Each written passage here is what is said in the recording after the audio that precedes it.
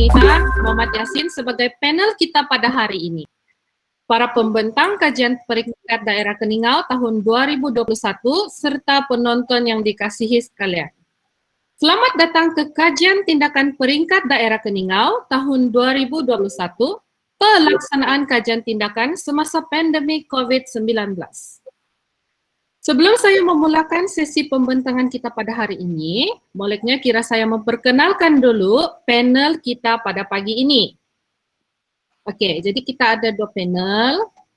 Panel pertama yaitu Encik Rafian Yahya memegang jawatan sebagai Pegawai Penolong Pendidikan di Pejabat Pendidikan Daerah Tenom. Beliau mendapat pendedahan awal tentang kajian tindakan pada tahun 2005 lagi dan merupakan ahli pasukan kajian tindakan Sabah di bawah BTPN Sabah pada tahun 2008. Menjadi JUKT sejak tahun 2009 sehingga tahun 2018 di bawah BTPN Sabah dan rangkaian. Beliau juga menghasilkan beberapa kajian tindakan sejak tahun 2008 dan pada tahun 2012 kajian berbentuk ESP, Sistem Pengurusan Pemantauan Sekolah, telah dibentangkan semasa Teknopen Kinabalu dan pada tahun 2013 kajian tersebut dijadikan KIK BTPN Sabah dan dibentangkan di dalam Konvensyen KIK Kebangsaan di Kedah. Beliau juga mendapat anugerah Guru Inovatif Peringkat Daerah Tenom pada tahun 2014.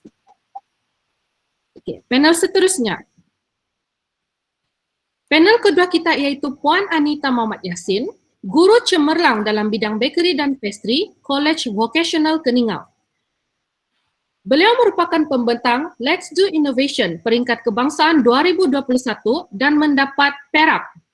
Beliau telah membentangkan beberapa kajian tindakan dalam bidang peringkat antarabangsa seperti Fondant Stamp Press, IYAIA Balu 2018 dan mendapat bronze. Shapes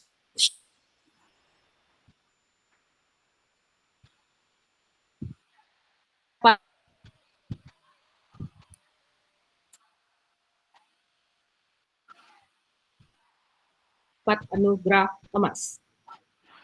Tanpa membuang masa lagi, saya ingin meneruskan dengan membaca peraturan yang perlu dipatuhi oleh pembentang sepanjang pembentangan ini. Pembentang diberikan masa sebanyak 10 minit untuk membentangkan pembentangan penyelidikan mereka dan 15 minit untuk sesi soal jawab. Apabila lonceng pertama dibunyikan sekali, 5 minit masa sudah berlalu.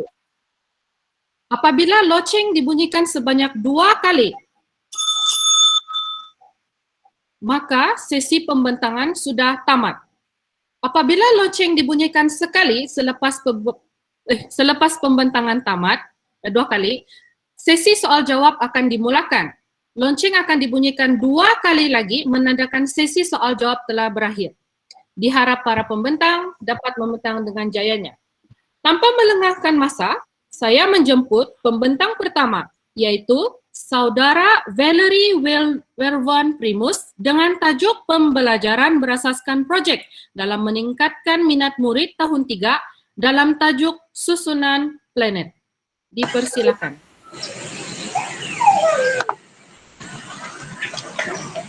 Selamat pagi, boleh jelaskah suara saya moderator? Ya, jelas, boleh mulakan. Okey. Okey, selamat pagi dan salam sejahtera. Terima kasih kepada cikgu. Sebentar ya, anak saya ada. Wait, lepas mami dulu. Gua Asmami.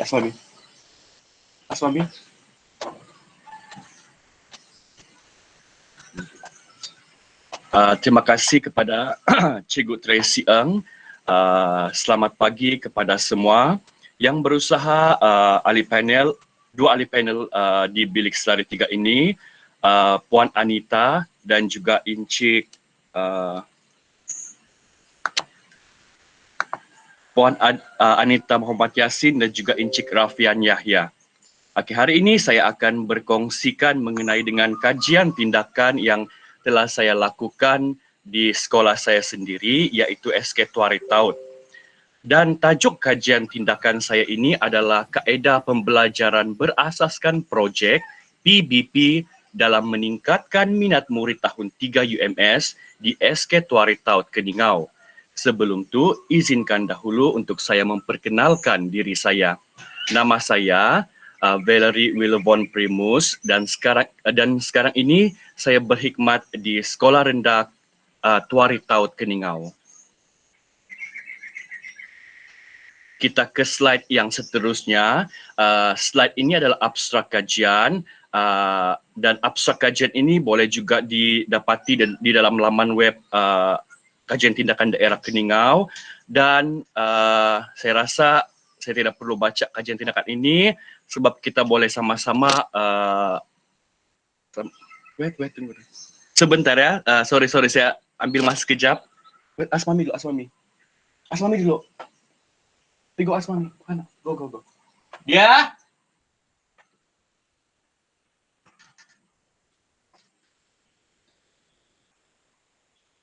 Oke, saya teruskan lagi dengan pembentangan kajian saya ini. Kita pergi kepada slide yang seterusnya iaitu pengenalan pembelajaran berasaskan projek. Di sini saya kongsikan beberapa pengenalan mengenai dengan PBP ini. Yang pertama sekali adalah kajian daripada Nur Hayati Basir pada tahun 2020 yang menyatakan bahawa pendekatan PBP ini signifikan dengan dasar dan sistem pembelajaran di sekolah kerana menekankan strategi pembelajaran berpusatkan pelajar dan kokurikulum berasaskan hasil pembelajaran atau dikenali sebagai outcome based education. Dan seterusnya, kajian Chong Oi Min dalam konteks kurikulum Malaysia, PBP merupakan suatu cara bagaimana murid memperolehi ilmu yang dirancang oleh guru secara sistematik dan terancang. Dan seterusnya adalah saya kutip daripada anak2u.com.my iaitu project based learning adalah kaedah pembelajaran yang membolehkan murid mengkaji sesuatu topik yang diberi untuk menghasilkan produk pada akhir pembelajaran. Dan yang seterusnya adalah pembelajaran PBP ini adalah satu pendekatan pedagogi yang merangsang kemahiran abad ke-21. Ini adalah pendekatan masa panjang yang meraihkan kebolehan, kemahiran berfikir serta bakat murid. Dan kita teruskan kepada refleksi PDPC. Di dalam refleksi PDPC yang telah saya jalankan, saya bahagikan kepada 3. Yang pertama adalah kekuatan, kedua kelemahan dan yang seterusnya adalah cadangan penambahbaikan. Kita pergi kepada kekuatan. Melalui PBP ini telah membantu penyelidik iaitu saya sendiri untuk menjadikan PDPC lebih berkesan dan juga menarik.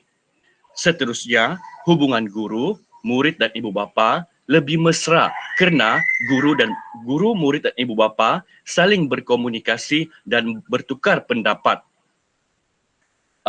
Yang kekuatan yang ketiga, murid dapat mencapai tahap penguasaan 6 dalam mereka cipta model 3D sistem suria. Dan seterusnya kepada kelemahan. Kelemahan yang diperolehi daripada PDPC yang telah saya jalankan ini, setelah hasil model dihasilkan pada tahun Mei 2020, saya sedang live ni. Pada Mei 2020, satu anjuran pertandingan telah dijalankan oleh JPNS dan pertandingan itu memerlukan satu laporan berbentuk laporan yang dihasilkan oleh murid dengan bantuan guru. Jadi kelemahan yang telah saya perolehi di sini adalah pegawai PPD yang bertanggungjawab dalam mengurus penghantaran laporan projek PBP mendapati laporan yang dihantar adalah tidak lengkap dan tidak mengikut spesifikasi pemarkahan pertandingan PBP ini. Seterusnya, seramai 23 orang murid telah mereka cipta PBP model 3D sistem suria. Walau bagaimanapun, laporan penuh PBP yang dihantar tidak lengkap dan tidak menepati kriteria pemarkahan PBP itu. Jadi, berdasarkan kekuatan dan juga kelemahan ini, saya telah menggariskan satu cadangan penambahbaikan. Cadangan penambahbaikan yang telah saya gariskan itu adalah menghasilkan satu modul penulisan laporan yang lebih mudah dan bersistematik serta sesuai dengan aras dan tahap murid tahun 3 UMS. Cikgu Tracy, adakah saya masih di dalam talian? Ya, ya, masih lagi. Oh, okey. Sebab saya tidak nampak, saya nampak slide saya sejak. Okey, seterusnya kita beralih kepada fokus kajian tindakan. Dan sebelum saya meneruskan kepada fokus kajian tindakan, saya ingin berkongsi dengan semua yang ada di sini bahawa kajian yang telah saya lakukan ini adalah pada tahun lepas, iaitu semasa kita PDPR. Okey, saya teruskan dengan fokus kajian tindakan saya ini. Ada dua fokus yang saya ingin gariskan di sini. Fokus yang pertama adalah menghasilkan satu garis panduan penulisan laporan PBP mereka cipta model 3D sistem suria. Dan yang kedua, melalui garis panduan yang telah saya lakukan ini dapat meningkatkan minat murid dalam mereka cipta model 3D sistem suria dalam PBP. Manakala kumpulan sasaran dalam kajian ini, saya meletakkan 23 orang murid iaitu keseluruhan kelas tahun 3 UMS.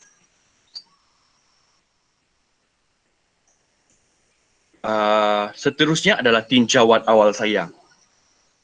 Berdasarkan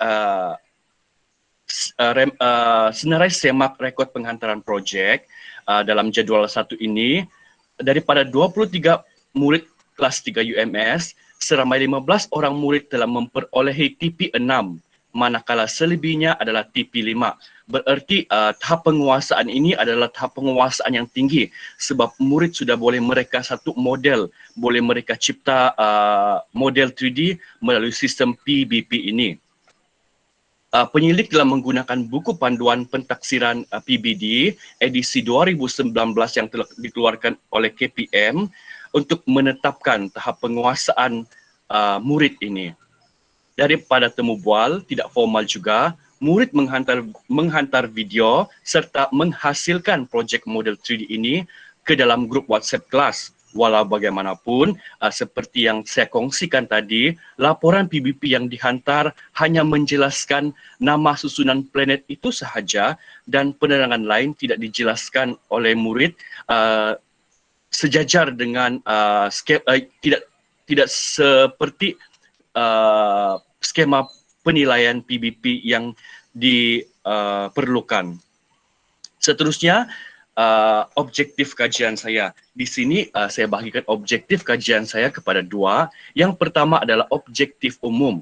Objektif kajian ini secara umumnya bertujuan untuk mengkaji minat 23 orang murid tahun 3 UMS dalam menghasilkan laporan projek 3D dalam tajuk susunan planet dalam mata pelajaran sains. Diharapkan dengan kaedah PBP yang diperkenalkan ini, murid-murid tersebut akan dapat meningkatkan minat dalam menghasilkan laporan PBP dengan lebih komprehensif. Dan seterusnya, 3 objektif khusus yang telah saya tetapkan dalam kajian tindakan ini, iaitu yang pertama, mengkaji tahap minat murid dalam pelaksanaan laporan projek PBP. Kedua, mengkaji perbezaan minat murid dalam pelaksanaan laporan projek berdasarkan jantina. Dan akhir sekali adalah mengkaji hubungan minat murid dalam pelaksanaan laporan projek PBP terhadap pencapaian tahap penguasaan.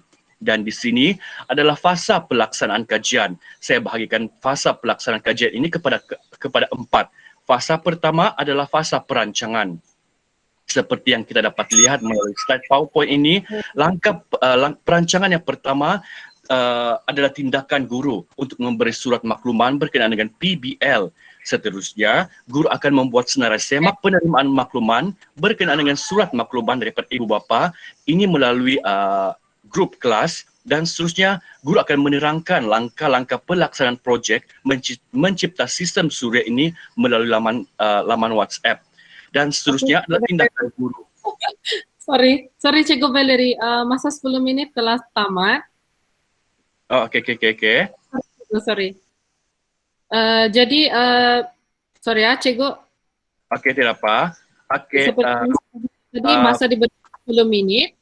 Jadi sekarang atas pembentangan tadi sekarang saya membuka majelis 5 menit untuk sesi soal jawab yang dimulakan oleh panel dahulu. Jadi Encik Yahya ada soalan. Oke, terima kasih kepada Cikgu Tracy. Tahniah kepada Cikgu Mary di atas pembentangan. Oke, sebelum itu boleh jelas suara saya? ya, saya jelas, Oke, Cikgu. Cikgu Mary dan juga Cikgu Tracy dan semua yang hadirlah pada pagi ini. Assalamualaikum dan selamat pagi. Saya sebenarnya ada mau tanya, sebab untuk maklumat Cikgu Mary, saya sudah nampak Cikgu punya penulisan lah dalam laporan penulisan ini. Saya mau tanya, tetapi aku saya tanya saya lah kan? Ya. Saya sebenarnya ada cadangan, tapi sebelum itu saya tanya dulu lah, apakah isu dan masalah murid dalam kajian ini? Oke, untuk isu utama di dalam kajian ini adalah penulisan laporan. Penulisan laporan seperti yang saya diberikan tidak mengikut spesifikasi pertandingan PBP sebelum ini. Maksudnya murid telah mereka cipta satu model dan untuk dipertandingkan, murid perlu menghantar satu laporan projek dan laporan projek itu adalah tidak lengkap dan itu menjadi isu utama di dalam kajian tindakan saya ini. Oke, terima kasih Cikgu Valeri. Tapi bila kita lihat kepada objektif, kita dapati objektif Cikgu fokus kepada mengkaji sejauh mana minat murid terhadap projek based learning kan. Jadi untuk cadangan saya lah, cadangan Cikgu ni bila saya baca Cikgu punya laporan, saya dapati Cikgu punya kajian ni agak umum lah dan dia punya konsep lebih kurang macam kajian konvensional lah, saya lihat begitu. Dan bila Cikgu memilih untuk kajian terhadap penulisan laporan dalam PBP, sepatutnya fokus objektif adalah fokus kepada isu tersebutlah. Tetapi bila kita lihat kepada minat murid, dia sudah lari daripada kita punya fokus kajian kita sebenarnya. Jadi cadangan saya cuba Cikgu perbetulkan lagi Cikgu punya kajiannya lah supaya tidak terlalu besar dan tidak lari daripada kita punya fokus utama. Oke Cikgu, terima kasih, itu saja. Baik, baiklah, terima kasih Tuan Encik Rafianaya. Seterusnya kita minta panel kedua. Ada soalan ataupun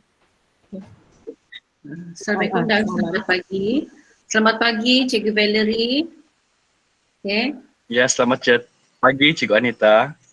Okey, Cikgu Valerie, kalau ikut kajian yang Cikgu bagi itu, dia tidak begitu jelas dari segi pelaksanaan, okey, dan objektif dia pun lari sikit, jadi boleh diperbaiki lagi, tidak masalah.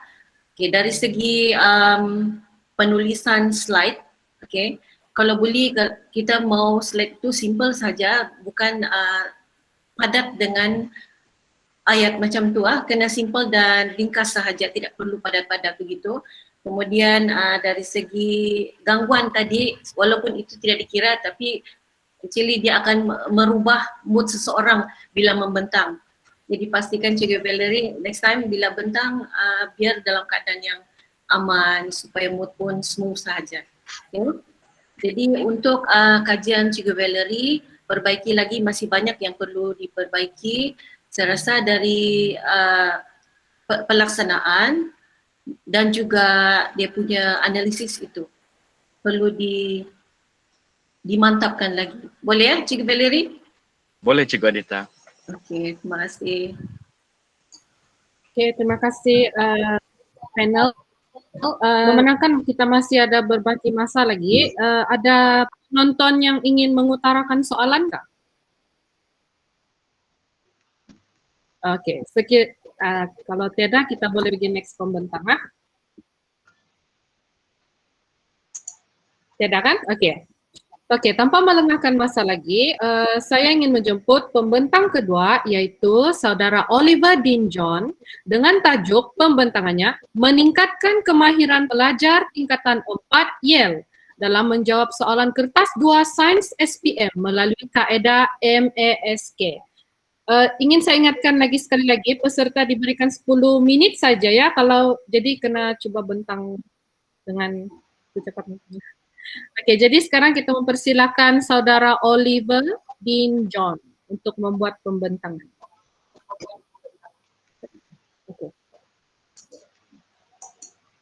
Okey, selamat pagi kepada semua. Uh, selamat pagi kepada semua panel dan juga kepada moderator dan juga kepada rakan-rakan yang membentang kajian tindakan. Jadi pertama kali saya mohon maaf sebab kamera laptop saya rosak, jadi saya hanya boleh share screen buat Mas Sandi. Okey, saya akan mulakan pembentangan saya sekarang. Jadi untuk pembentangan saya, kajian yang saya lakukan adalah meningkatkan kemahiran pelajar tingkatan 4 Yale dalam menjawab soalan kertas 2 Sains SPM melalui kaedah MAS. Dan saya adalah Cikgu Oliver daripada SMK Apin Apin Keningau. Sebagai pendahuluan, pendidikan dalam bilik darjah adalah faktor yang mendorong kepada pembentukan generasi muda. Dan salah satu misi Kementerian Pendidikan Malaysia ialah melestarikan sistem pendidikan yang berkualiti untuk membangunkan potensi individu yang memenuhi aspirasi negara. Jadi, dalam Pelan Pembangunan Pendidikan Malaysia 2013 hingga 2025, pendidikan STEM ialah pendidikan yang bertunjangkan integrasi 4 bidang iaitu sains, teknologi, kejuruteraan dan matematik. Jadi, untuk pengenalan kajian saya ini, saya ingin mengimbau kembali tentang pengalaman pengajaran semasa pandemik COVID-19 yang semestinya memberikan kesan kepada proses pengajaran dan pembelajaran. Jadi daripada saya sebagai seorang guru, pengalaman saya mengajar subjek sains dan 4 Yale ini bermula pada awal tahun ini. Dan apa yang saya dapati sepanjang PDDR iaitu pembelajaran, secara online, saya dapati bahawa respon pelajar adalah tidak begitu memberangsangkan. Jadi apabila kelas dibuka semula pada bulan April, saya jangkakan bahawa apabila PDP bersemuka, pelajar boleh memberi respon dan menjawab soalan dengan baik. Tetapi apa yang saya dapati, harapan saya tidak seperti yang saya inginkan kerana dalam kelas hanya 5 orang saja selalu memberikan respon, dan apabila diberikan soalan, pelajar masih lagi lemah menjawab soalan struktur, dan pelajar tidak dapat memberikan jawapan yang menepati kehendak soalan dan kriteria pemarkahan. Jadi itu adalah antara refleksi peribadi saya. Jadi untuk penambahbaikan, saya mendapat idea untuk membuat satu pendekatan baru iaitu mencuba untuk menerapkan inovasi pengajaran sains yang telah diinovasikan oleh rakan saya sebelum ini tetapi tidak sempat belum lagi jalankan kajian tindakan. Jadi inovasi ini adalah kaedah MAS yang akan saya terangkan nanti.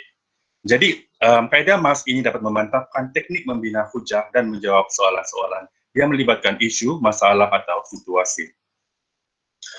Jadi fokus kajian saya adalah untuk meningkatkan kemahiran pelajar tingkatan 4 Yale dalam menjawab soalan esei atau struktur.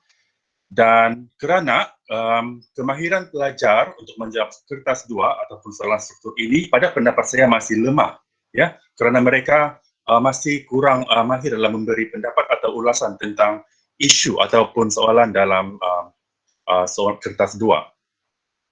Jadi saya berpendapat bahawa guru harus memberikan galakan dan motivasi kepada pelajar dan juga bersikap terbuka untuk melaksanakan inovasi dalam sesi PDPC ataupun PDPR, dan saya berpendapat inovasi kaedah MAS adalah sesuai untuk diaplikasikan kepada para pelajar 4 Sains Yale untuk memantapkan teknik menjawab soalan kertas 2.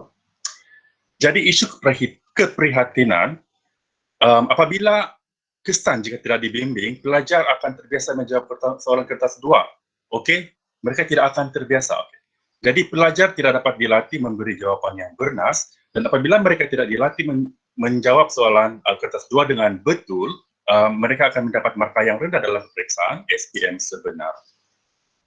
Jadi ini membawa kepada objektif umum saya yaitu meningkatkan kemahiran 29 pelajar tingkatan 4 Yale menjawab soalan sains dengan menggunakan kaedah MAS, dan objektif khususnya adalah memastikan 29 ataupun 100% pelajar tingkatan 4 Yale memberi jawapan yang menepati skema pemarkahan dalam kertas 2 soalan sains KSSM dengan menggunakan kaedah MASK. Jadi kumpulan sasaran bagi kajian tindakan saya adalah terdiri daripada pelajar tingkatan 4 Yale, yang mana kelas ini terdiri daripada 12 lelaki dan 17 perempuan. Jadi, untuk dapatan awal, berdasarkan soal selidik pra-ujian, saya dapati bahawa terdapat 10 pelajar ataupun 34.5% yang menyatakan tidak dapat menjawab soalan kertas 2 dengan baik. Okey, sebab-sebab yang diberikan subjek sains adalah susah dan banyak menghafal. Dan ini secara tidak langsung mempengaruhi cara mereka menjawab soalan kertas 2. Okey, jadi ini adalah perancangan kajian tindakan saya, iaitu bermula daripada 19 April hingga 14 Mei. Tetapi malangnya apabila PKP dijalankan pada bulan Mei, saya hanya dapat membuat kajian tindakan selama 2 minggu sahaja.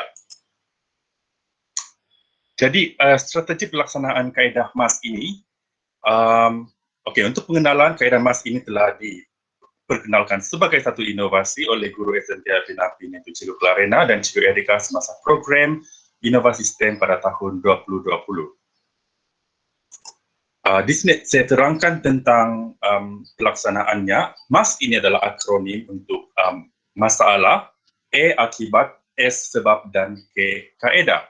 Jadi secara tidak langsung pelajar dapat mengetahui apa masalah, apa akibat sekiranya isu itu tidak diselesaikan, apakah sebab faktor ataupun faktor-faktor yang menyebabkan masalah ini, dan K adalah pelajar dapat mengetahui kaedah yang dilakukan untuk mengatasi masalah ataupun isu ini. Jadi ini adalah satu gambar di mana saya telah mengaplikasikan ataupun memberi pengenalan kepada pelajar dalam strategi MASK dalam kelas ya. Saya hanya menggunakan papan putih dan menuliskan konsep untuk menerangkan kepada mereka. Dan selain daripada itu, saya juga menggunakan cue card ataupun card untuk memberi galakan ataupun stimulation kepada pelajar tentang apakah akronim ini, iaitu MASK. Okey, jadi saya prosedur pelaksanaan saya akan memperkenalkan kepada pelajar pada setiap permulaan masa kelas sains, dan saya akan memberikan mereka pengenalan dan akan memberikan mereka satu soalan, dan berdasarkan soalan itu saya akan menggalakkan mereka berbincang dan menjawab menggunakan kaedah MAS. Jadi ini adalah pelaksanaan sebenar ya, yaitu daripada 19 April tinjauan awal, pra-ujian dan pengenalan, 22 dan 3 April pengenalan dan pengukuhan pelaksanaan kaedah MAS, dan pada 26 April pelajar menjawab soalan menggunakan kaedah MAS. Dan ini adalah gambar di mana para pelajar menjawab soalan menggunakan kaedah MAS. Dan ini adalah contoh sebenar ya, soalan SPM, di mana saya telah mencerakinkan atau memecahkan soalan itu kepada konsep-konsep berdasarkan kaedah MAS itu sendiri. Jadi penilaian berdasarkan pos penyelidikan, 29 pelajar ataupun 93% menyatakan bahawa teknik MAS ini telah membantu dalam proses pembelajaran sains dan menjawab soalan kertas 2, sains secara khususnya. Dan ini meningkat daripada 65% pelajar yang menyatakan bahwa mereka boleh menjawab soalan struktur dengan baik. Jadi apabila ujian soalan yang sebenar diberikan, saya dapati 20/29% ataupun 20/29 pelajar ataupun 69% berjaya mendapat sekurang-kurangnya 50% markah dalam soalan itu. Ini adalah satu contoh ya, jawapan pelajar, okey? Jawapan pelajar dalam menjawab soalan berdasarkan kaedah MAS. Di sini kita boleh nampak pelajar berjaya memecahkan soalan kepada isu, masalah, akibat, sebab dan kesan. Dan apabila pos ujian dijalankan, saya dapati respon pelajar adalah sangat memberangsangkan. Ada yang pelajar memberi komen ataupun respon bahawa teknik MAS dapat memudahkan saya ketika menjawab soalan, dapat menjawab dengan lebih teratur atau tersusun.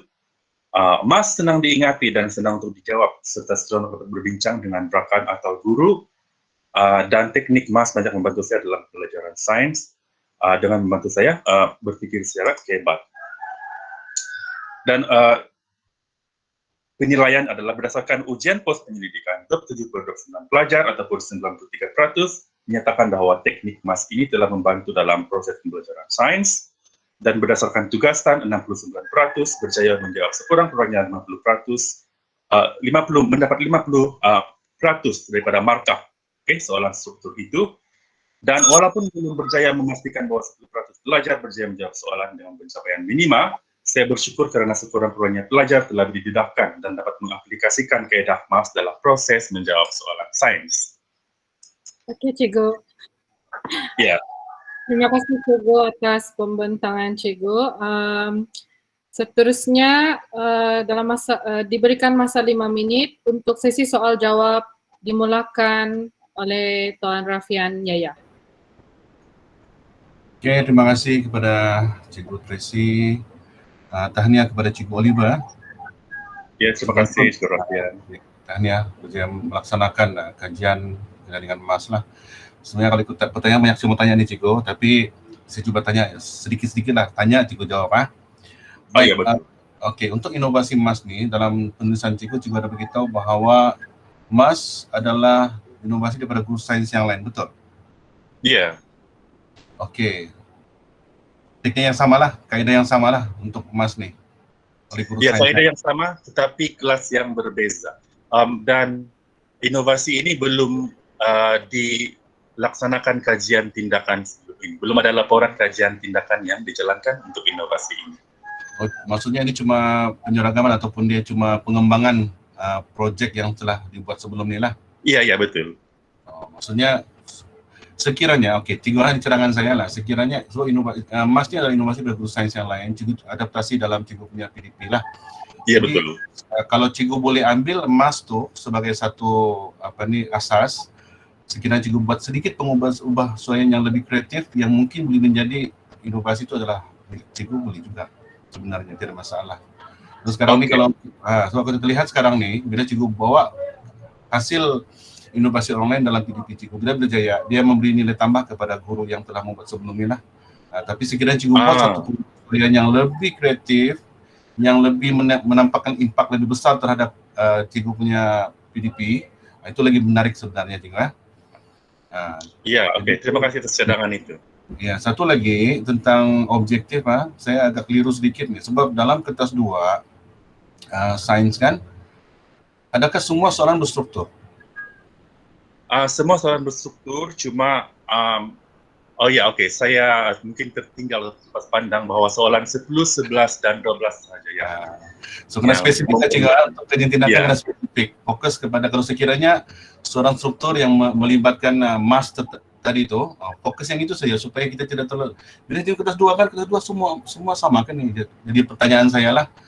So, untuk penulisan pastikan kita fokus, kita punya lebih spesifik lah terhadap kita punya isu. Oke, Cikgu tahniah, terima kasih. Oke, terima kasih. Terima kasih Tuan Panel Encik Rafian. Seterusnya kita teruskan dengan panel kedua, Puan Nita. Ya. Selamat pagi Cikgu Oliver. Selamat pagi Cikgu Nita. Okey, saya cuma ingin tahulah macam mana pelaksanaan semasa PDPR sekarang ya untuk kaedah MAS ni. Okey, terima kasih atas soalan itu. Untuk sekarang memang agak susah lah untuk kita mengaplikasikan, susah sedikit lah, tapi saya cuba juga untuk memastikan mereka menjawab soalan dengan kaedah MAS lah. Okey, maksudnya apabila saya bagi mereka soalan yang berformatkan soalan struktur yang memerlukan penjelasan yang mendalam, saya galakkan mereka untuk memecahkan soalan itu kepada MAST tadi itulah. Jadi saya pastikan mereka tulis dulu semua akronim itu dan kemudian letakkan jawapan bagi setiap akronim itu dan kemudian jawab soalan dan bagi gambar kepada saya. Dan selepas itu saya akan memberikan mereka input lah. Begitu. Okey. Cikgu Oliver, kajian Cikgu Oliver ini sangat sebenarnya bagus untuk diketengahkan. Tapi kalau ini kajian daripada cikgu dua orang tu kan, jadi bagus kalau cikgu tambah. Saya setuju dengan apa yang Cikgu Rafian cakap tadi. Jadi ditambah baik supaya lebih menarik lah, menarik untuk PDPR ni lagi. Saya rasa boleh digunakan juga dengan pelbagai teknik yang kita, kan sekarang kita ada blended education kan, kita boleh guna yang itu, aplikasikan kamu punya kaedah ni, sangat bagus sebenarnya. Okey, terima kasih Cikgu Oliver. Ya, sama-sama Cikgu Nita. Baiklah, terima kasih panel atas soalan dan perkongsian daripada Cikgu Oliver tadi. Sorry ya, di sini ini saya perlu berbincang dengan panel dulu. Di sini ada dan juga pembentang seterusnya sebab Puan Evelyn sebab dia ada masalah lain kan, dia ada masalah internet. Dia saya live. Oke juga nih. Request duluan boleh kan? Panel setuju? Apa? Panel setuju kah dengan? Halo. Dengan, ya, sekejap. Dengar sekejap. Dengan saya kalau lepas nih. Sekejap. Dengan MC Hamdan. Bolehkah? Ataupun macam mana? Mau tukar kah? Ya, sebab Cikgu Evelyn ada masalah lain kan? Saya yang last lah. Boleh. Panel dulu. Saya perlu persetujuan daripada panel dulu. Tidak masalah, Cikgu, okey. Boleh? Oke. Sorry ya, Cikgu Hamad, sebab Cikgu Evelyn ada masalah internet dia. Boleh saja tu, tidak masalah. Okey, jadi jadi seterusnya kita menjemput Saudari Evelyn Michael dengan tajuk pembentangannya Mengupaya Murid Tahun 4 Kreatif Mengikuti Pengajaran dan Pembelajaran dari Rumah melalui modul offline games Words of Wonders offline campur offline coins Wow OG. Dengan ini dipersilakan Saudari Evelyn untuk membentang. Halo, Okay, dengar? Okey, ya, boleh mula sudah Cik. Sekejap ya.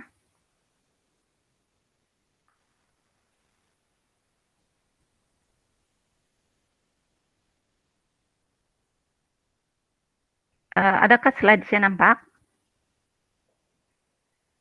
Okey, dia sedang nampak sudah Cikgu? Oke, dan suara saya jelas? Okey, jelas juga. Oke, saya mulakan. Ya. Okey. Cikgu punya masa berjalan sudah tadi. Oke, tak apa. Okay.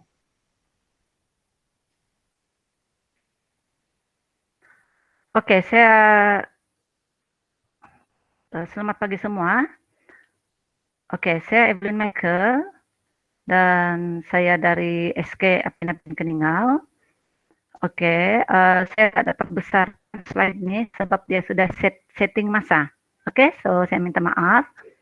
Kajian tindakan saya bertajuk Mengupaya Murid Tahun 4 Kreatif Mengikuti Pengajaran dan Pembelajaran dari Rumah PDPR melalui modul offline games, yaitu saya namakan modul saya Words of Wonders Offline Games plus Offline Coins atau kata pendeknya Wow OG. Ini adalah abstrak kajian saya. Isu PDPR saya, ini yang saya akan selesaikan. Fokus kajian saya ialah kajian ini dijalankan untuk menentukan dan mengatasi masalah masalah yang dihadapi oleh murid tahun 4 kreatif semasa pengajaran dan pembelajaran bahasa Inggris PDPR, yaitu isu pemilikan peranti murid. Murid tidak ada peranti sendiri, mereka berkongsi dengan ibu bapa. Dan sasaran saya ialah seramai 34 murid dan seorang guru terlibat dalam kajian ini. Tinjauan awal saya telah laksanakan tinjauan awal dan saya mendapati bahwa peratus murid yang ikut PDPA dalam tempoh 3 jam jadwal bahasa Inggris saya dari 26 Januari hingga 16 April tidak mencapai 50%. Manakala peratus dapat mengikuti PDPR, mengikut jadwal harian tidak pernah mencapai 60%. Ini terjadi karena isu ini terjadi karena murid tidak ada peranti sendiri seperti telepon pintar, laptop, tablet. Mereka berkongsi dengan ibu bapak, di mana ibu bapak mereka bekerja dan bila mereka balik pada waktu malam, mungkin mereka sudah letih dan tidak fokus membantu anak dalam melaksanakan PDPR. Oke, intervensi yang saya jalankan untuk mengatasi masalah pemilikan peranti murid ialah saya perkenalkan satu kaedah yaitu menggunakan modul, dan modul itu saya namakan offline games WOG. Modul ini bercirikan permainan dalam talian, saya ubah sesuai menjadi permainan di luar talian dengan ganjaran. Dapatan kajian menunjukkan murid-murid begitu bermotivasi mengikuti PDPR karena mahu membuat modul ini mengikut masa dan mendapat mata ganjaran. Mata ganjaran itu berbentuk ringgit Malaysia, offline coins alam maya. Mereka akan masukkan ganjaran yang mereka dapat seharian itu dalam buku duitku yang mereka sudah buat pada awal April. Oke, begini. Buku duit ini, offline coins ini ialah dalam bentuk ringgit Malaysia. Saya tidak boleh berikan dalam bentuk stas sebab murid sudah biasa dengan bintang, bintang, dan bintang. Tapi saya boleh berikan dalam bentuk ringgit Malaysia alam maya. Jadi mereka lagi bermotivasi karena dia kelihatan perkataan sana ringgit Malaysia. Jika mereka berjaya buat dalam tempo 3 jam, tugasan saya PDPR, mereka dapat ringgit Malaysia 5 ringgit. Jika mereka buat dalam tempo sehari, PDPR saya, mereka akan dapat 3 ringgit. Dan jika besok harus siap, baru mereka akan dapat RM1. Dan mereka juga akan boleh mendapat bonus jika mereka mencari erti lagi perkataan yang dalam modul itu, mereka akan dapat bonus lagi. Seterusnya refleksi PDP yang lalu, sepanjang PDPR dari Januari hingga April, PDPR saya tidak pernah mencapai 100% kehadiran. Murid tidak ada peranti sendiri. Ketiga, murid tidak tahu apa jawaban kepada tugasan sebab ia bahasa Inggris memang bahasa yang sukar bagi murid, apalagi ibu bapa. Kemudian guru tidak dapat membantu 7 murid BMTM PBD Maj. Saya ada 7 murid BMTM PBD Maj secara berterusan dan efektif. Dan hanya 50% atau 60% sahaja murid respon. Maksudnya guru saya tidak dapat merancang isi pelajaran yang sesuai dengan tahap perkembangan murid. Ibu bapa penjaga juga tidak mahir bahasa Inggris. Persekitaran tidak menggalak penggunaan bahasa Inggris murid-murid saya ini. Oke, seterusnya fokus kajian. Objektif umum kajian saya ialah meningkatkan peratus kehadiran murid untuk mengikuti PDPR mata pelajaran bahasa Inggris dengan menggunakan modul WOG saya ini yang lebih interaktif dan mengikut minat anak-anak murid zaman sekarang yang sukakan permainan dalam talian online game, sekaligus menyelesaikan isu murid yang tidak ada peranti sendiri sebab kita guna modul. Objektif khusus saya ada 2. Pertama, untuk memastikan 34 murid atau 100% murid tahun 4 kreatif dapat mengikuti PDPR kelas bahasa Inggris saya ikut jadwal harian. Kemudian kedua, memastikan 17 murid atau 60% murid tahun 4 kreatif dapat mengikuti PDPR kelas saya mengikut 3 jam jadwal. Pelaksanaan kajian tindakan saya tinjauan masalah bermula dari 26 Januari sehingga 16 April 2021 semasa PDPR PKP yang diumumkan kerajaan kita terpaksa PDPR karena pandemik COVID-19. Oke, ini adalah analisis awal kehadiran murid saya. Kita fokus kepada yang berwarna merah sahaja di mana kolom E, kalau kamu tengok kolom E mengikut jumlah hantar tugasan mengikut 3 jam, kolom E tidak pernah mencapai 60% dan juga E tambah B jumlah murid mengantar tugasan mengikut tarik jadwal harian E tambah B tidak pernah mencapai 80%. Fokus kepada jumlah tidak menghantar tugasan, tiada respon lagi lah tinggi, melebihi 30% tidak respon. Oke, saya ringkaskan pelaksanaan saya dalam bentuk langkah. Langkah pertama, saya pilih permainan bahasa dalam talian. Bila saya sudah dapat, saya dapatkan permainan itu ialah Words of Wonders, Crossword, The Connect Vocabulary ada dalam aplikasi telepon pintar. Saya mau turunkan permainan ini dan saya bermain sambil mengkaji semua peringkat permainan. Seterusnya saya bina modul mengikut tahap murid. Langkah 2, murid menerima modul dan saya memberikan taklimat bila, tarik, dan bagaimana mereka boleh mendapatkan offline coins dan bonus saya. Ini saya buat taklimat semasa PDPC bersemuka yang awal April itu. Langkah 3, saya minta murid yang ada peranti atau jika boleh semua murid muat turun dalam talian WOG ini. Muat turunkan supaya dapat bermain bersama-sama semasa mereka buat modul ini di rumah. Tapi dengan kebenaran ibu bapa, Langkah 4, murid mengikuti kelas PDPR sama mengikut jadwal. Oke, so di sinilah mereka akan mendapat marka-marka ataupun ringgit Malaysia offline coins ganjaran saya itu. Dan seterusnya ini adalah impak kajian saya. Kita tengok yang berwarna merah sahaja, jumlah hantar tugasan mengikut jadwal 3 jam. Semuanya di atas 50%. Dan kita tengok jumlah murid mengantar tugasan mengikut tarik jadwal harian tambah B, semuanya 80% ke atas dan hanya sekali 76% pada 28 Mei.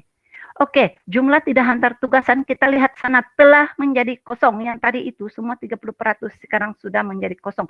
Maksudnya tidak ada murid saya yang tercicir, semua ikut PDPR kelas bahasa Inggris saya, walaupun sehari kah 2 hari baru antar kerja. Oke, ini adalah perbandingan sebelum dan selepas kajian tindakan. Saya jelaskan dalam bentuk carta palang. Ini dalam purata kita fokus kepada palang berwarna kuning sahaja. Oke, palang berwarna kuning dari A, B, C semua meningkat dan E tambah B juga meningkat. Maksudnya jumlah yang menghantar tugasan meningkat dan kita fokus kepada yang tidak menghantar tugasan, tiada respon kosong di sana. Boleh nampak mula-mula 42.75% telah menjadi kosong. Oke, refleksi kajian. Untuk refleksi saya refleks kepada dua saya punya objektif khusus tadi. Objektif khusus pertama untuk memastikan 34 murid tahun 4 kreatif tidak dapat mengikuti PDPR kelas BIC mengikuti tarik jadwal harian. Ini tidak tercapai, namun melebihi 80% dan semua murid dapat menyiapkan tugasan kalau kolom E, kolom B, kolom C ditambah 100% sebab jumlah tidak hantar telah menjadi kosong. Cuma 100% itu tidak tercapai. Kemudian memastikan 17 atau 50% murid tahun 4 kreatif saya dapat mengikuti PDPR kelas bahasa Inggris saya dalam tempo 3 jam tercapai. Oke, dan ini adalah modul saya. Ini modul saya, cover dan modul semua ada 16 pages, 35 set saya print semua dalam bentuk berwarna. Oke, ini ada sedikit video kalau sempat saya tayangkan.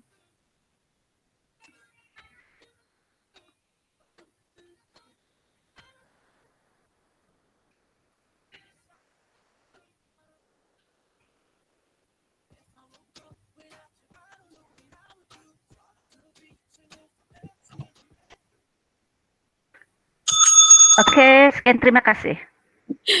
Oke, Cikgu. Sempat gitu. Thank you.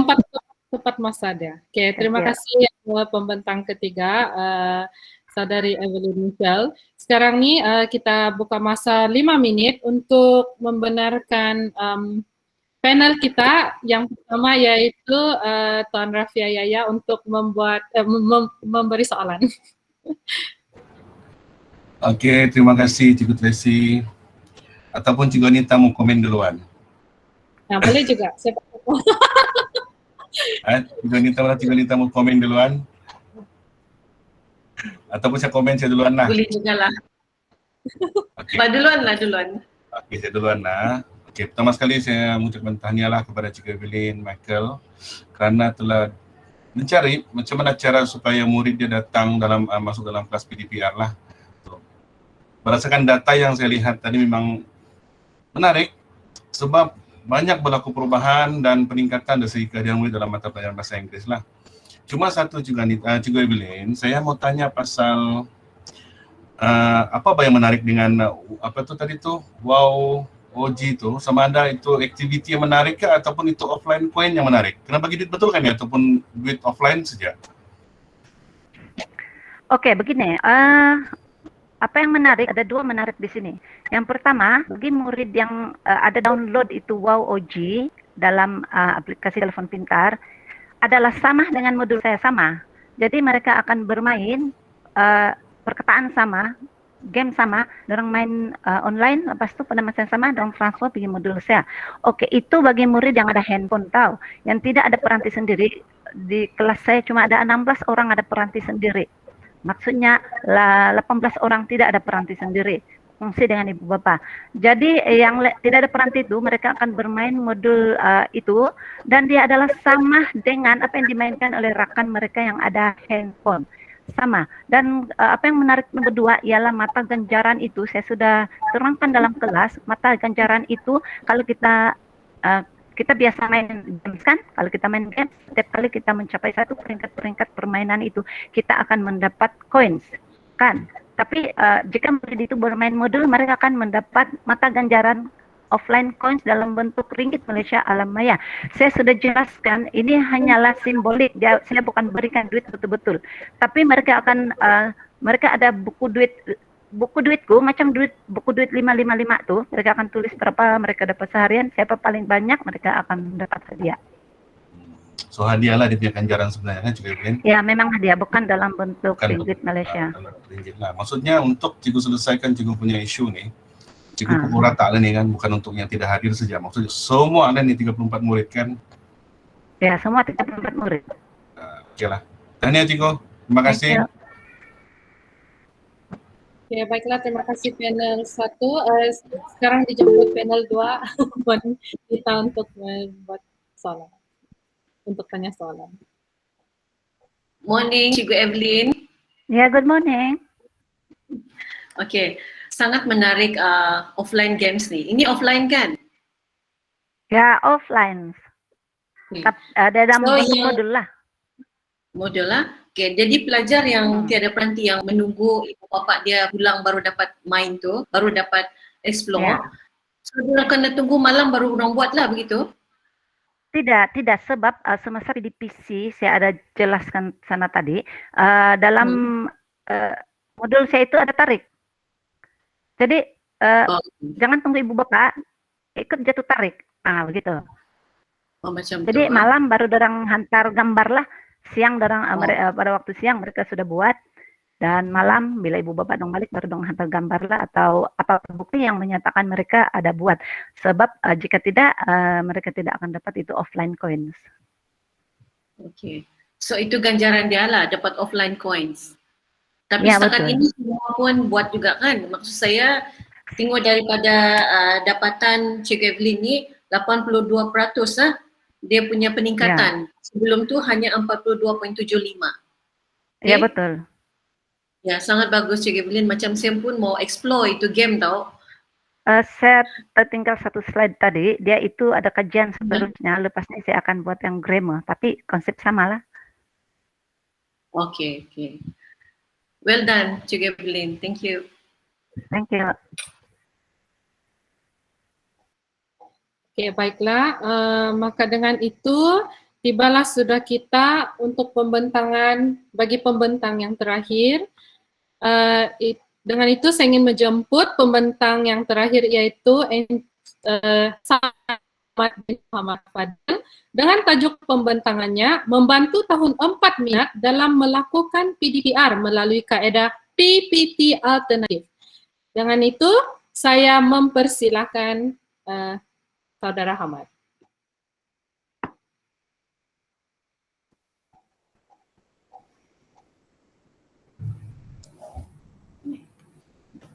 Okay, Assalamualaikum warahmatullahi wabarakatuh. Boleh dengar ke panel-panel? Boleh. Boleh. Okay, saya terus saja ya. Jadi Assalamualaikum dan selamat pagi. Saya mulakan kajian saya dengan Bismillahirrahmanirrahim. Jadi saya Hamad bin Muhammad Fadil, guru bahasa Arab daripada SK Kebulu lah, Keningau Sabah.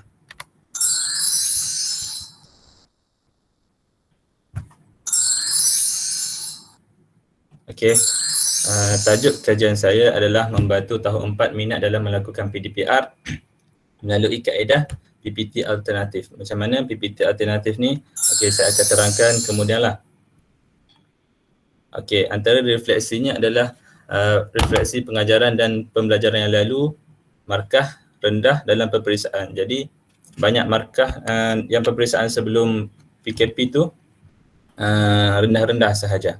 Jadi mereka ni sebab apa? Susah faham dan susah mau ingat apa yang dipelajari. Lepas tu diorang bosan dengan cara yang biasalah. Contohnya bagi latihan yang biasa dia mau pembaharuan. Diorang ni mahu setiap kali kelas PDPR mahu ada pembaharuan lah, baru ada minat yang baru. Kalau selalu buat benda yang sama, dia akan jadi bosan. Okey. Seterusnya tidak tahu, ada yang dalam kalangan pelajar saya yang tidak tahu membaca Arab. Yang ini dalam khusus untuk bahasa Arab lah. Bahasa Arab tu macam Jawi begitu. Tidak semua yang pandai baca Arab. Jadi perlu mereka ni kalau ikut suara guru, kalau dalam kelas lah, kalau ikut suara saya, dia senang mau ingat. Jadi saya kena praktikkan dalam PDP Arab macam tu juga. Macam mana saya mau adakan suara saya dalam PDP Arab tu. Okey, seterusnya saya hasilkan PPT alternatif lah, dapat idea tu. Okey. Jadi dalam PPT alternatif tu adanya gambar menarik dan ada suara penerangan. Jadi setiap gambar ada suara. Contohnya mau menyebut perkataan ada gambar kelas. Okey, gambar kelas. Lepas tu saya letak rakaman suara saya di situ, Al-Faslu. Murid pun tekan di ada tekan button, dia akan tulis, akan bunyi dengar suara saya, Al-Faslu. Lepas tu ada gambar menarik dan suara penerangan. Macam mana saya letak juga penerangan saya di situ. Contohnya macam mana cara sebut yang sebetulnya. Okey, lam al-faslu. Okey, sebutan dia macam ni. Kalau yang salah, jangan yang macam ni sebutnya. Okey.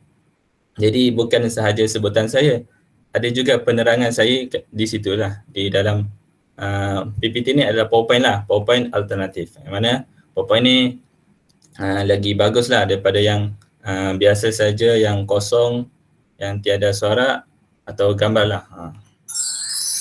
Okey, seterusnya kumpulan sasaran saya adalah murid tahun 4 SK Kebulu. Jadi murid saya hanya ada 4 lelaki dan 2 perempuan sahaja. Jadi lagi mudahlah untuk saya buat kerja ni, untuk saya ambil respon mereka, lagi mudahlah untuk saya teliti seorang demi seorang. Yang mana tidak tahu membaca, yang mana tahu membaca, yang mana tahu sikit-sikit. Jadi hanya 6 orang peserta kajian saya.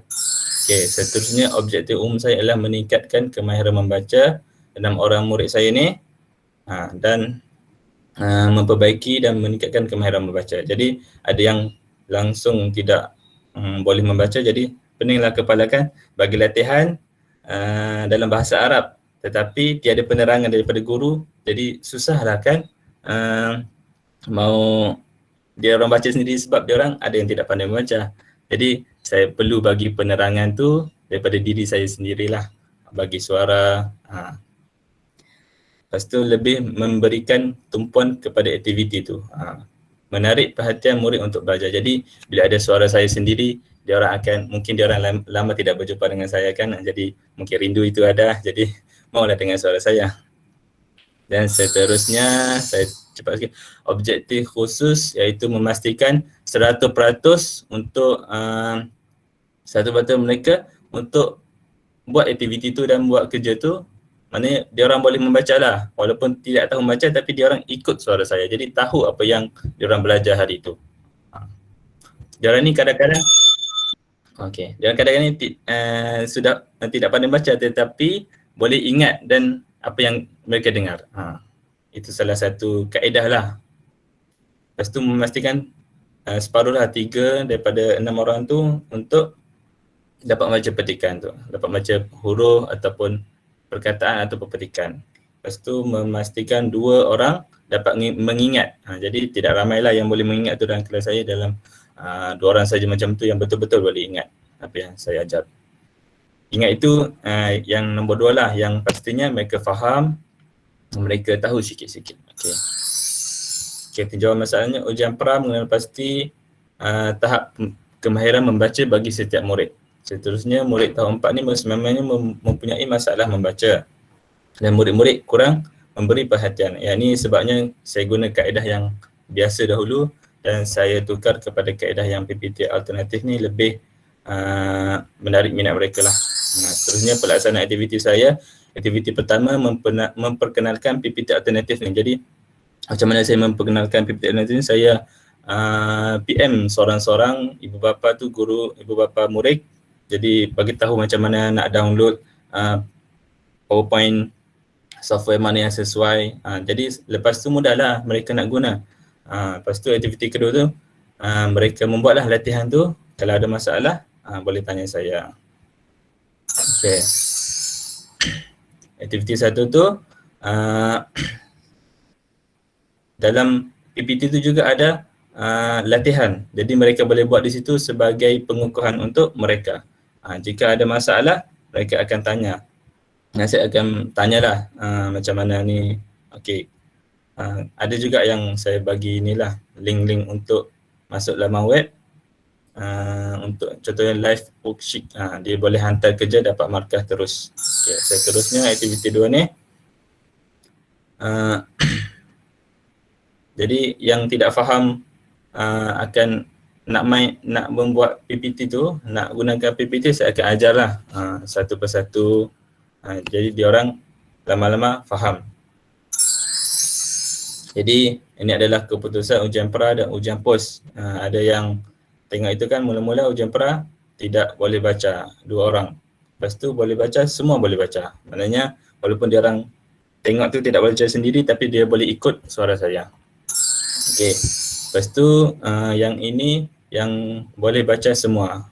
Baca semua yang dulu seorang saja. Sekarang sudah meningkat kepada 3 orang. Lepas tu ujian pra yang boleh ingat. Boleh ingat. Yang dahulu memang susahlah mengingatkan sebab tiada bimbingan daripada guru suara tu. Jadi lepas tu adalah 2 orang tu boleh betul-betul ingat, mudah nak ingat. Okey, ini adalah rujukan lah sikit daripada saya. Jadi kesimpulannya PPT alternate ni dia menggambarkan satu PowerPoint yang biasa saja tapi dia ada suara daripada guru itu sendiri yang memang kita tidak ambil lah yang guru daripada lain kan sebab kita yang mengajar dia, kita lah perlu letak suara kita. Sebab itu lebih menarik minat lah kepada murid. Bukan kita ambil YouTube, lepas tu kita ambil guru lain, kita letak, okey kamu dengar ni. Itu berbeza daripada kita sendiri yang daripada kita sendirilah. Bukan daripada kita ambil semua-semua lain. Itu boleh juga. Cuma diorang mungkin akan rasa ini cikgu lain. Jadi ini daripada kita sendiri. Kita ambil gambar, lepas tu kita suara kita yang biasa diorang dengar dalam kelas. Jadi itu sajalah daripada saya.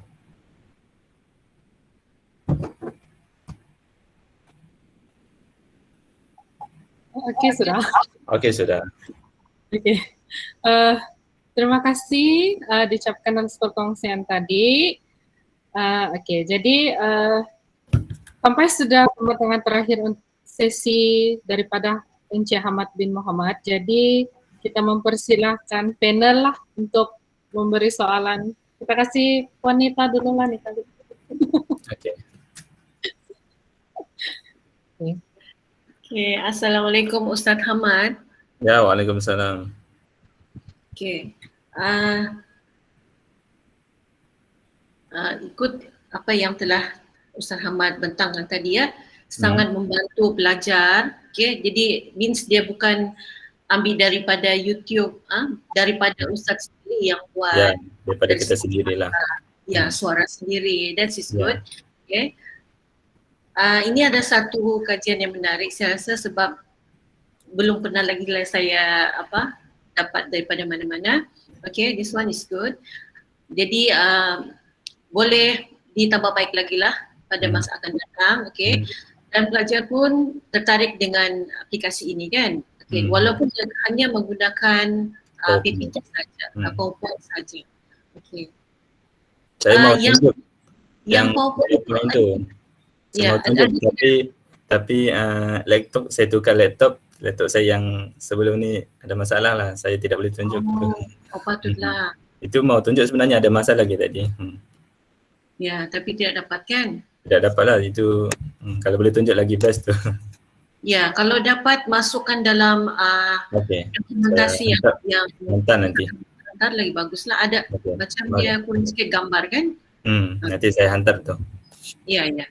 Okay. Boleh kita tengok sendirilah macam mana PPT. Macam mana dia berfungsi lah tu. Ya, Okey. ya.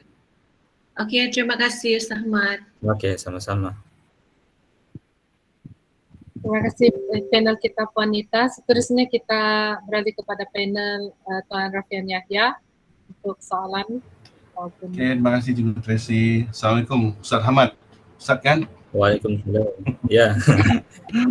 Okey, pertama sekali saya ucap tahniah lah di atas kajian Ustaz dan telah berjaya lah dalam mengubah sikap murid daripada sebelum tidak boleh kepada boleh lah.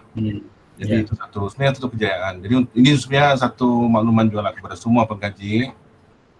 Kajian tindakan ini tidak semestinya kita hasilkan dia berserta dengan inovasi sebenarnya. Penyelesaian masalah pun kita boleh terima juga. Cuma sekiranya kita ada inovasi dalam itu, satu yang lebih menarik lah. Cuma tadi seperti mana yang Cikgu Nita beritahu, mungkin agak mengecewakan kami lah tidak dapat tengok itu bahan kan yang PPT alternatif tu. Ya, itulah tadi masalah teknikal tu tukar laptop ni. Ya, sebab kan kalau sebenarnya itu yang intervensi yang kita mau tengok tu sebenarnya apa kekuatan dia dan apa sebenarnya yang boleh membawa kejayaan kepada kajian Ustaz lah.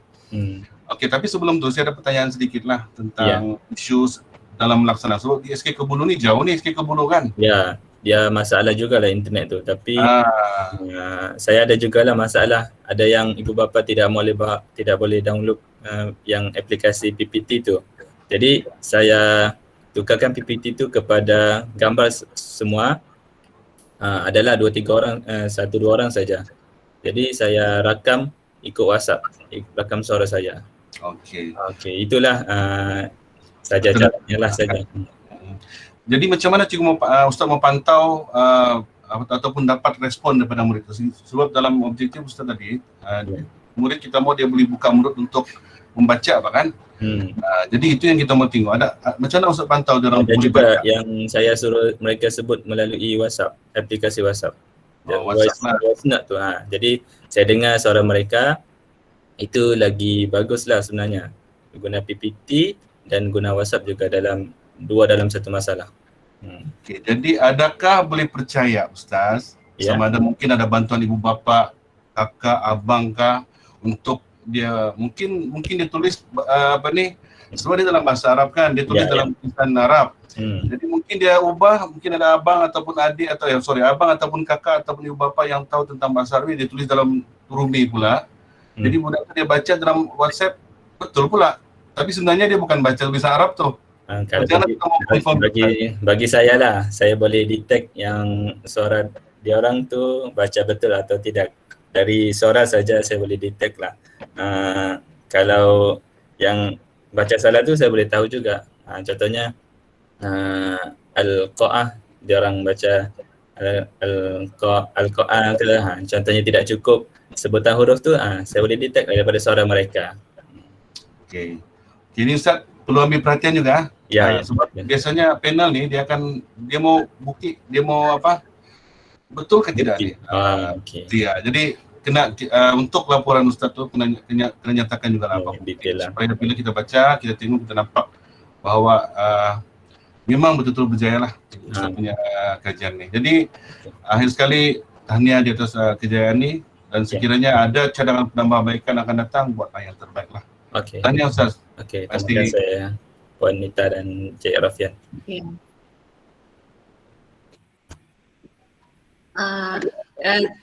Miss Tracy, masih ada masa kah? Ya, kita actually ada banyak masa lagi. Ustaz Ahmad, ya, ada tidak buat rakaman? Kan dalam WhatsApp tu kita boleh merakam kan? Ya. Ada buat dengan student? Ada, kejap. Saya cuba login dulu. Okey. Atau boleh share kan? Ya. Jadi sementara tu kalau panel tidak keberatan dan juga pembentang mana-mana yang panel rasa panel mau tengok lebih, boleh request lah sebab sebenarnya kita ada banyak masa juga lagi. Okay, good. Boleh juga kita gunakan sekarang masa tu. Jadi inilah masa dia kamu impress panel-panel. Okey, Cik Hamad, Ustaz Hamad, kami akan tunggu Ya, Okey. okey kejap. Ah, Kalau okey, dengan ada yang PowerPoint tu saya tu juga tu. Saya tunjuk juga. Okay, good. Cikgu Evelyn, okay, nanti boleh share ke macam mana game tu? Boleh share? Boleh bertanya Pak? Dalam slide tadi itu sebenarnya ada link, Saya tapi buat. saya tengok masakan 10 menit dah, jadi saya tajuk lah. Boleh share? Kalau ada link tu boleh share, nanti kami tengok sendirilah. Link? Halo? Ada. Dalam slide saya tadi. Kalau ada link share dalam chat box, nanti kami buka sendirilah. Alright. Oke, sekejap Pak. Saya rasa kita ada soalan daripada penonton kan? Sekejap Pak. Ya, saya. Oke, Boleh nggak Cikgu Tracy? boleh. Sebab Cikgu bilang banyak masalah lagi kan? Ya, actually ada banyak masalah. Jadi boleh lah. Terlampau tegas lah nih moderator. Kasih lebih-lebih sikit bantu masalah. Sebab kalau pembentangan, adalah Oke ya. Bismillahirrahmanirrahim. Assalamualaikum warahmatullahi wabarakatuh. Selamat pagi semua. Saya Cikgu Mahiri dari PPD Keningau. Boleh dengar kan? Boleh. Saya sebenarnya mau bertanya dengan kedua-dua ahli panel juga lah. Kemudian sebelum saya bertanya kan, ada satu yang mau sampaikan depan tanya kepada salah seorang peserta kita, Cikgu Valerie, karena dia baru saja tahun inilah memenangi anugerah Guru Ikon Guru Seni Budaya. Sempena sambutan Hari Guru Peringkat Negeri Sabah. Tahniah Cikgu Valerie. Okay, tahniah Cikgu Valerie. Tahniah Cikgu Valerie, tahniah. Peringkat Negeri Sabah bukan peringkat daerah. Peringkat Negeri Sabah. Congrats Cikgu Won. Tahniah. Soalan saya sebenarnya berkaitan dengan kajian tindakan ini lah. Tapi tadi macam Ustaz Rafian, sahabat saya sudah jawab satu lah. Ada dua soalan saya Bani. Dalam mana-mana kajian tindakan, memang wajibkah ada inovasi? Tapi sudah dijawab tadi oleh Ustaz Rafian. Satu lagi, adakah mesti ada pre-test dan post-test itu? Itu saya punya pertanyaan. Boleh nggak Cikgu Anita? Boleh. Okey, untuk yang saya jawab dulu lah yang kan. saya mau jelaskan. Okey. Okey, inovasi itu sebenarnya actually baguslah kalau ada kan. Sekurang-kurangnya membantu pelajar. Mungkin dari segi peralatan kah atau kaedah kah yang terbaru, okey. Jadi boleh berfungsi dan kita boleh meringankan bebanan pelajar. Mungkin mereka lebih memahami dengan adanya bantuan seperti itulah. Kemudian yang pre-post apa segala tu, tidak semestinya dia boleh menggunakan kaedah-kaedah lain. Okay. Itu dari saya. Okay, Cik Rafian boleh tambah? Okey. Saudara Mahiri tadi dia ada tanya tentang perlu ada post ataupun pre dan post test kan. Okey, dalam kajian tindakan sebenarnya kita perlu ada bukti ataupun kita perlu ada data sebelum kita membuat satu kajian. Kalau tiada data, macam mana kita mau buat kajian? Orang boleh pertikaikan bahawa data kita boleh tipu-tipu saja kan. Jadi ujian pra tu dia mesti berdasarkan isu kita. Contohnya lah, contoh macam isu Ustaz Hamad tadi lah kan. Dia punya isu, murid ni tidak boleh membaca, tidak boleh buka mulut pun untuk membaca bahasa Arab lah. Jadi dia dapat isu berdasarkan dapatan dia yang sebenar, data yang sebenar. Jadi itu ujian pra dia. Dan ada juga ujian pra lain yang kita dapati, contohnya macam yang ditunjuk oleh Cikgu Evelyn tadi. Data menunjukkan murid hanya berapa peratus saja yang datang semasa PDPR. Itu data sebenarnya, data itu menyokong kepada kita punya isu lah. Jadi sebetulnya ujian pra itu perlu. Dan ujian post juga perlu, dan biasanya ujian post ini kita akan menggunakan ujian pra yang awal untuk menilai sejauh mana berjaya ataupun tidak kita selesaikan isu. Tetapi sekiranya kita tidak puas hati, barulah kita akan tambah ujian-ujian pos, ujian-ujian yang lain menyokong kepada kita punya pencapaian ujian pos tersebut lah. Sebab itu dalam ujian dalam kebijakan ni ujian pra dan pos kalau bagi saya lah memang wajib ada. Itu sudah data sebab untuk kita bentang pun kita perlu ada data. Tiada data ramai orang boleh pertikaikan kita punya keputusan lah. Itu pandangan saya lah. Terima kasih. Boleh menjawab kah? Ada Dr. Sukiman juga saya tengok di sini. Mungkin Dr. Sukiman boleh bantu menjawab persoalan ini. Oke, terima kasih. Ya. Terima kasih ya Ustaz Rafian di atas jawaban tadi. Memang menjelaskan. Cuma dia akan ada apa nih, macam contoh lah kan ada yang buat kajian tindakan di mana dia bagi ujian pra dalam keadaan belum diajar topik itu.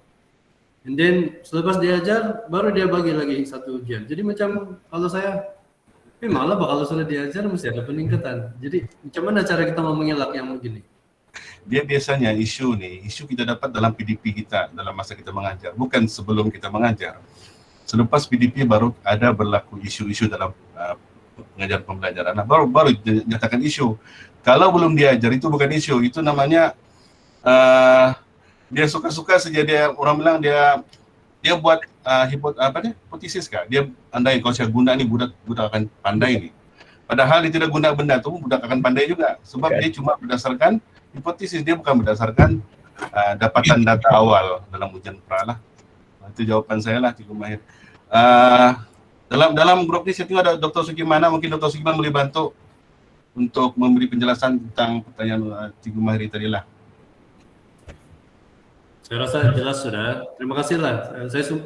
Pertanyaan ini untuk kita semua juga lah, sebab kita semua sudah pernah, yang ada dalam bilah sudah pernah membuat kajian tindakan, dan kadang-kadang ada juga persoalan yang begitu Bang, macam ketara sangat yang sebelum diajar dan selepas diajar. Jadi saya rasa jelas sudah, sepatutnya dia mesti berdasarkan kepada isu yang kita temui ketika menyampaikan isi kandungan itu. Jadi selepas itu baru kita mencari, bila kita sebut kajian tindakan, kita sedang mencari apa tindakan yang sesuai, dan tidak semestinya satu inovasi, tetapi apa tindakan yang paling sesuai untuk menyelesaikan isu itu, betul kan? Betul. Ya, jadi kita teruskan dengan pembentang dulu Encik Ahmad tadi. Ya. Boleh sudah? Kejap. Ahmad, okey sudah. Saya tengah mencari lagi Oh, okey. yang PowerPoint tu. Buka.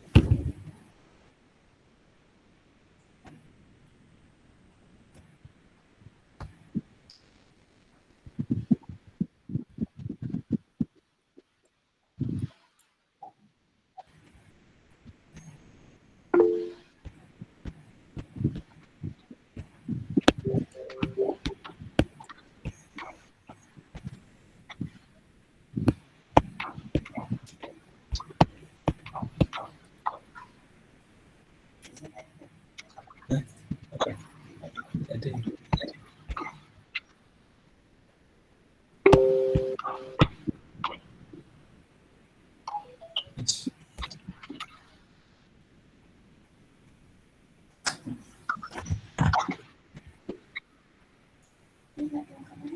Ambil letak web. Kejap.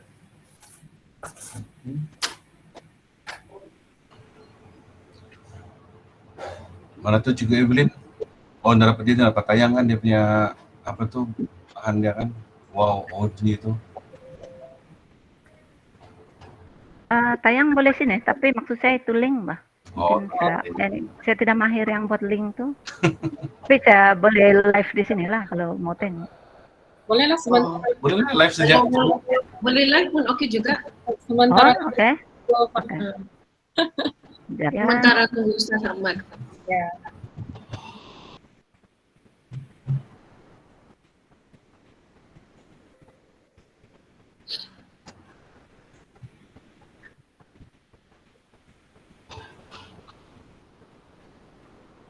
Sekejap ya, ada masalah sedikit.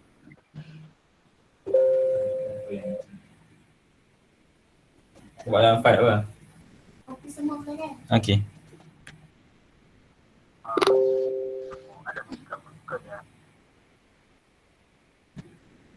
Okey, saya mau tunjuk yang WhatsApp dululah. Bolehkah? Sekejap Cikgu, Ustaz, Ah, kita bagi dengan Cikgu Evelyn, lepas tu Boleh, dengan boleh. Ya, sorry. Okey. Start sama saja itu. Sorry ya. Okey. Oke, nampak? nampak. Nampak. Oke, ini dia punya isi dan nanti saya tunjuk cover. Oke, ini dia punya isi sebab dia modul. Oke, kita pergi yang pertama di sini.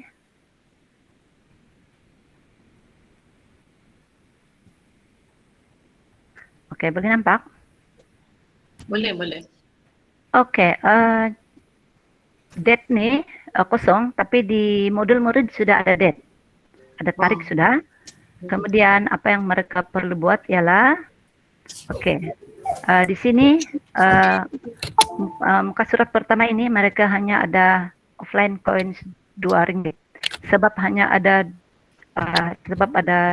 hanya ada 2 perkataan. Oke, mereka akan contohnya mereka akan buat perkataan pertama ialah cat, perkataan kedua ialah egg. So mereka dapat 2 dan mereka akan bulatkan nomor 2. Nomor 2 maksudnya mereka mendapat RM RM2 alamnya. Kemudian bonus ini jika mereka cari arti ini lagi melalui Google Translate ataupun kamus, mereka tulis tepi di sini, contohnya di tepi sinilah, orang tulis kita apa? Tulislah sini kucing, X sini adalah tindakan. Kemudian mereka akan dapat bonus di sini. Satu ini RM1 dan ini RM1 dapat bonus lagi RM2. Oke, tambah 2 mereka akan dapat RM4 gitu. Cikgu Evelyn, saya macam tidak bergerak itu slide. Ya kan? Iya. Dah tahu lah tempat rakan-rakan lain ada. Memang tidak bergerak, sebab dia modul. Tidak, maksudnya dia masih di muka depan modul. Dia bukan yang saya rasa saya paham tuh maksud panel kan Evelyn. Sekejap. Oke, sekejap. Ya, tadi saya ingat kamu nampak kereta apa. Gestatik. Oke, ini nampak? Nampak saja ya. Oke, sedang. Oke. Ada Ini nampak? Ada sudah, ya. Oke, dia dalam bentuk words sebab dia kecil. Alif, lam, alif. Oke, contohnya begini, mereka akan date ini sudah ada dalam modul murid. Kemudian ada 16 muka surat. Kemudian di sini perkataan itu mereka akan tulis sana, mereka akan connect lah. Begini juga kalau yang ada berminat nanti anak kamu mau bermain, dia WOWOG ini, Words of Wonders, boleh download dari aplikasi telepon pintar. Sini ECT, CAT, gitu. Kalau main dalam online lah. Kemudian di sini mereka akan dapat RM2. Oke, kemudian bonus kalau mereka cari arti ini lagi, cat, kucing, egg, tindakan, dapat lagi RM2 sini. Kemudian sini mereka akan dapat jumlah RM4. Begitulah cara mereka bermain. Sama dengan yang cuma kalau offline dia online dia coins lah. Coins. Jadi bila kita apply ini dia automatically kira lah bahkan. Iya, tapi paling seronok bagi mereka yang ada transit itu sama. Jadi tidak mereka main di sana, mereka cuma tulis inilah. Yang tidak peranti dia cabaran sedikit lah sebab mereka kena fikir apa di sini. Kan kalau dalam offline online dia ada talian hayat lagi. minta clue ataupun boleh kalau perkataan itu betul tapi tidak terselesai di sini pun dia bagi lagi bonus begitu. Tapi begitu saja. Begitu. Dia makin mencabar lah, makin meningkat dia akan makin mencabar. Ada yang berharga RM5 begini. Makin tinggi nilainya makin susah lah soalan dia begitu. Iya betul. Oh. Lepas itu mereka akan jawab di sini sama saja. Stage pun sama dengan online tuh. Stage dia sama. Di online begini, stage next untuk modul sama saya ikut saja. Copy paste. Gitu saja. Saya habislah. Semua berwarna. Then last kali mereka akan buat refleksi lah. Ini total coins yang mereka dapat dan refleksi lah di belakang. Nah, gitu. Ada refleksi di belakang sana. Oke, sekian saja. Oke, thank you Cik Evelyn. Oke, seterusnya kita jemput Ustadz. Ya. Sekejap ya, sudah jumpa nih. Okey.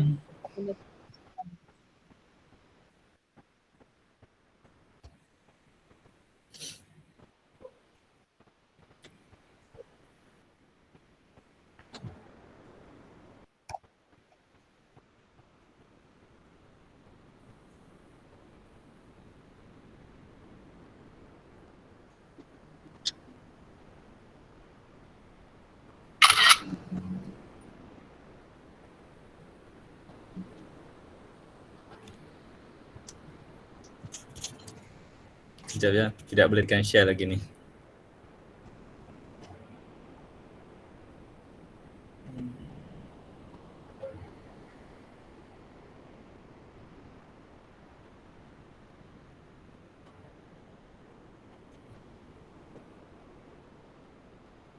Okey.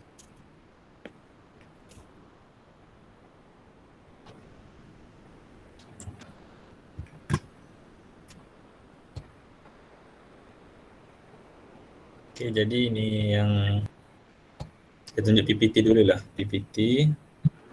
Okey. Nampakkah semua? Boleh. Okey, ini contoh yang PPT saya kasih pada pelajar saya lah. Ini tahun 5. Tahun 5 saya cuba tekan ya. Okey, ini ada gambar murid kan. Lepas tu dalam gambar tu murid akan ingat lah yang mana gambar tu. Lepas tu saya tekan. Murid akan tekan. Okey.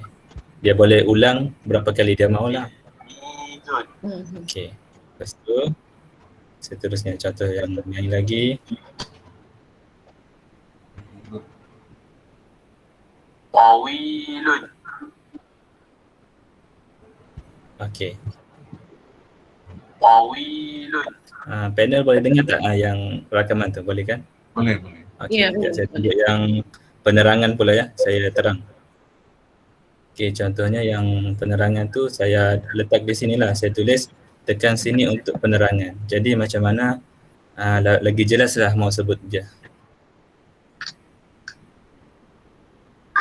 Okey, baiklah, ini adalah penerangan untuk Quranton dan Qadamun. Okey, Quranton ni dia sebut lebih nipis daripada Qadamun. Okey, sebelah kanan adalah Qurantus. Cuba kamu ulang banyak kali, 10 kali ke. Quranton.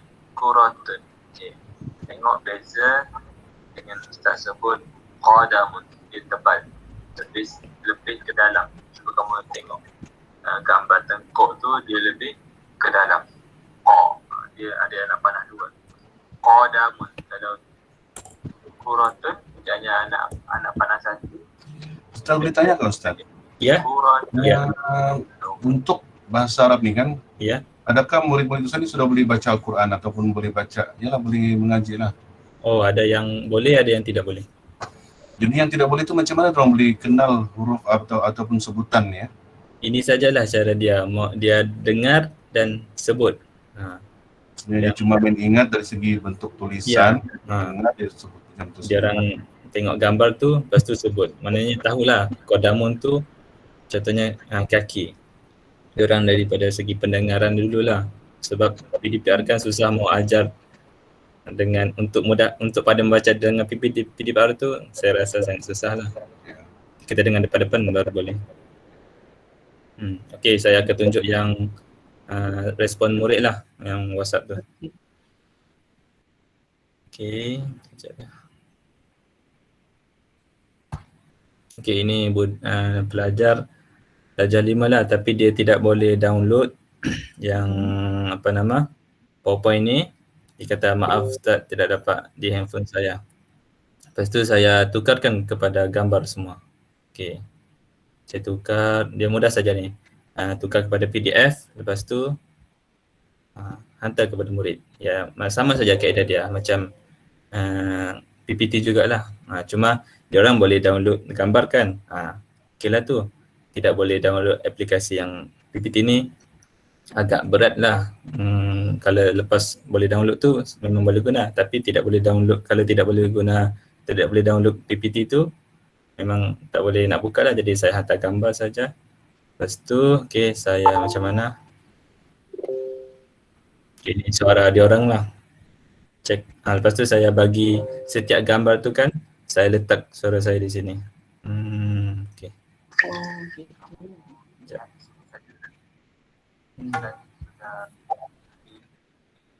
Kuatkan sikit.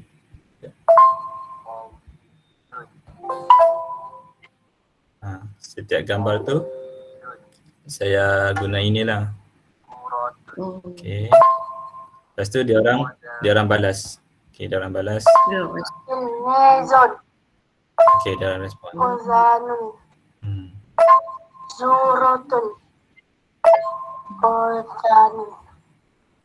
Ada dia orang sebut silap tu.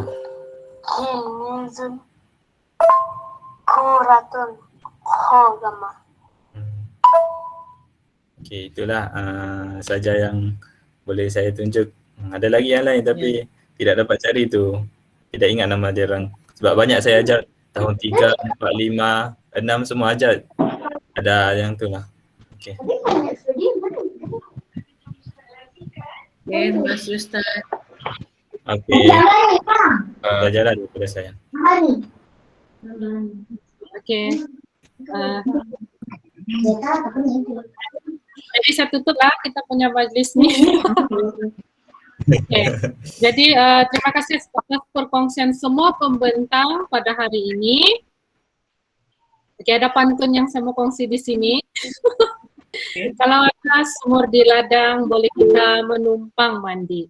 Kalau ada misi akan datang, semoga kita berjumpa lagi. Dengan ini berakhirlah sesi pembentangan hari ini. Saya menyusun 10 jari, mohon maaf sekiranya terdapat kelemahan sepanjang saya mempengurusikan dan menjadi moderator dalam sesi pembentangan kali ini. Sesungguhnya yang baik itu datang dari Tuhan dan yang buruk itu dari diri saya sendiri. Terima kasih. Tracy, gambar dulu. Oh, okey. Okey, saya gambar dulu semua. Saya buka kamera. Yeah. Saya layout dulu. Begitu.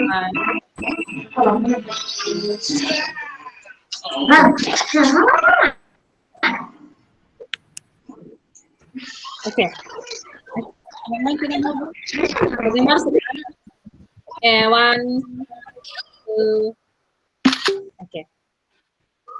Jadi semua peserta dan penonton juga boleh kembali ke link asal yang masa perasmian tadi pada jam 2 petang. Dan saya difahamkan panel belum masuk di dalam bilik perbincangan kan? Ya. Okey, jadi sekian saja pembentangan kita pada hari ini. Kita boleh berserai. Thank